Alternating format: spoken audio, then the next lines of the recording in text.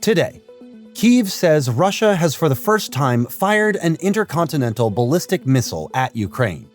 Indian billionaire Gautam Adani is facing US charges of fraud and bribery. What does that mean for his global empire? We'll look at Donald Trump's plans for a US education system, and Target's shares slide as it heads for a lackluster holiday season. It's Thursday, November 21st.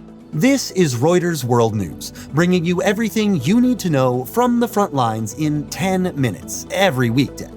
I'm Christopher Waljasper in Chicago.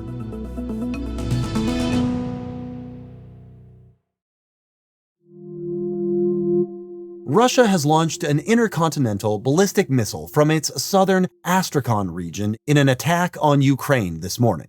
That's according to Kyiv's Air Force. If confirmed, it would mark the first time Russia has used the powerful nuclear-capable missile during the nearly 3-year war. These ICBMs have a range of thousands of kilometers.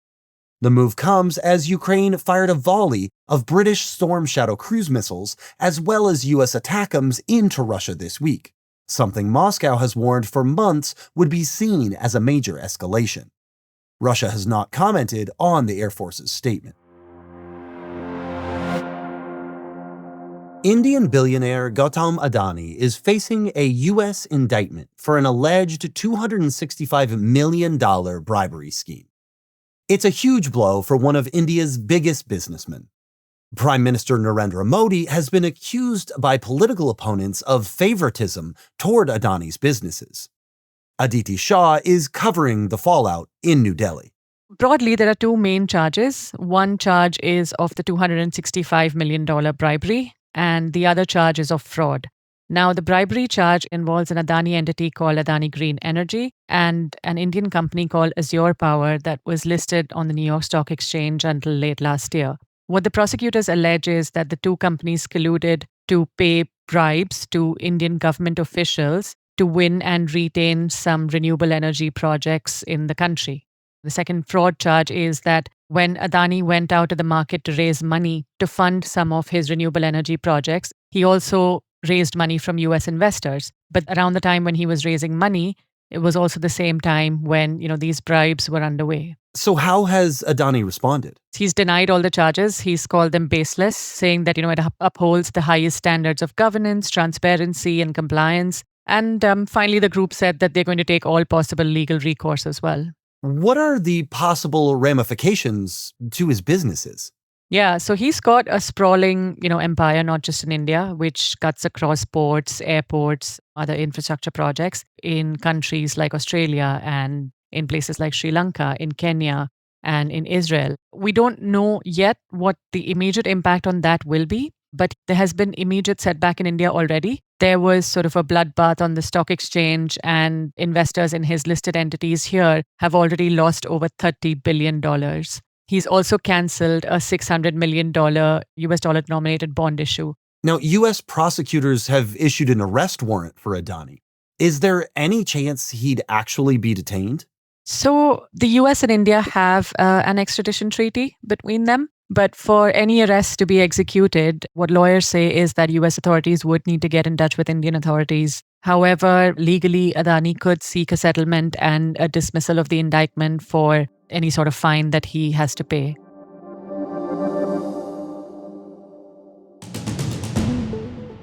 The Australian government has introduced a bill that aims to ban social media for children under the age of 16.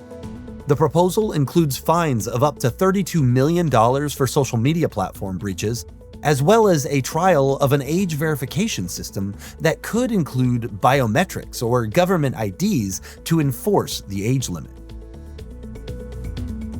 The U.S. House Ethics Committee is not releasing the findings of an investigation into sexual misconduct allegations against Attorney General nominee Matt Gaetz.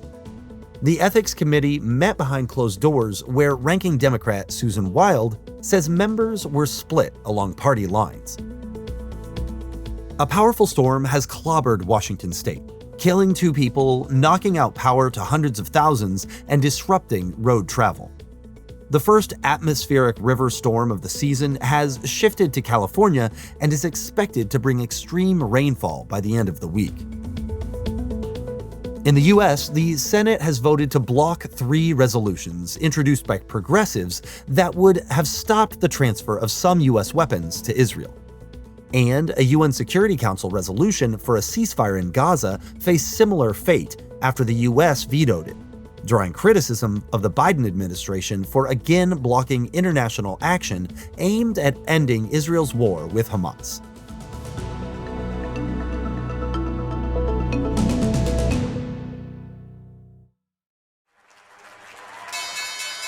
The holiday season is upon us, but retail giant Target isn't optimistic about the final months of the year.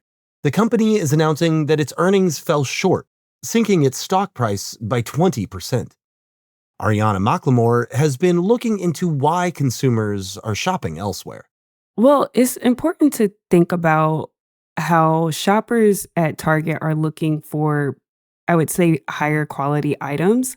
And a lot of Target's merchandise is discretionary items. So think about your TVs, your iPads, your electronics, home goods, and things like that, which budget-conscious shoppers aren't really looking for right now. They're spending their money on toiletries and they're spending their money on groceries, which is what Walmart is more known for. So Target is going to have to keep their eye on the Walmarts and the Amazons. It's going to be interesting to see how this is going to play out for the holiday season when shoppers do want the deepest discounts and they want to see promotions earlier because there are less days between Thanksgiving and Christmas this year. So shoppers don't have as much time to figure out where they want to buy their Christmas gifts and merchandise.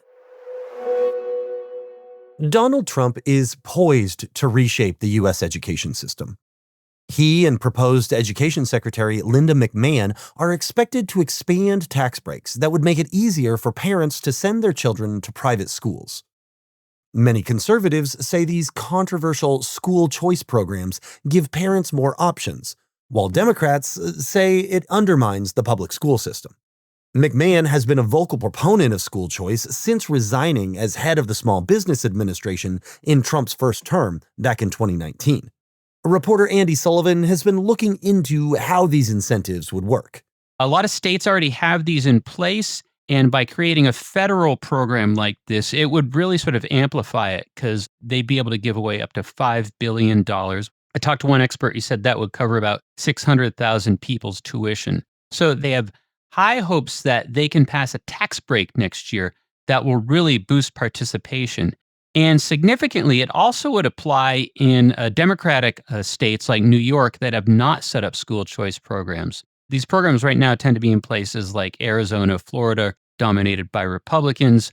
Democrats have opposed this so far, but they're not going to be in charge of Congress next year. So Republicans stand a good chance of passing this. Also, it would probably be one tiny little line in a massive tax bill that they're going to advance. So how might this impact public school funding? This tax break that we are talking about wouldn't take money away from federal funding, which is about $20 billion or so per year, wouldn't take money away from state or local funding. It would just give people a tax break if they wanted to donate to a scholarship. Now, of course, that tax break means there's less money coming into the federal government, $5 billion per year. That's not a huge amount in the grand scheme of things when we have a $6 trillion budget, but, that's $5 billion that we're not getting that we could use for something else. Is school choice widely supported by conservatives? But it's not universally popular. People in rural areas don't like it so much because, there may not be a private school if you live out in the middle of nowhere in Nebraska. Voters rejected vouchers in, Kentucky, Nebraska, and Colorado in this most recent election. And 2 of those are very Republican states. Whenever they bring it up in Washington, it doesn't get far either. Republicans in Congress rejected an idea to take federal money and sort of make vouchers out of it.